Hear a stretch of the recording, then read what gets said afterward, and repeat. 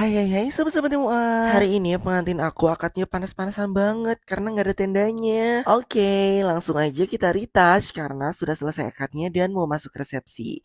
Aku retouchnya pakai bedak tabur. Ini aku kasih bedak tabur supaya minyak-minyaknya itu hilang teman-teman. Karena kalau pakai krim perawatan itu kadang minyaknya itu banyak banget di bagian hidung. Ini aku tap pakai bedak tabur supaya fresh dan matte kembali. Kemudian lanjut aku timpa menggunakan bedak padat lagi supaya lebih full cover kembali. Dan shadingnya aku tebelin lagi, aku teges-tegesin lagi. Ini aku pakai dari bedak padat yang LT Pro supaya soft shadingnya. Kemudian aku tinggal tambahin blush on sedikit aja biar lebih fresh untuk bagian pipinya. Nah, terakhir aku ganti lipstick. Tadi kan lipsticknya soft, sekarang aku ganti lipsticknya lebih bold atau warna merah karena bajunya warna merah. Dan ini sudah mau masuk ke acara resepsi. Dan seperti inilah proses aku retouch. Selamat mencoba.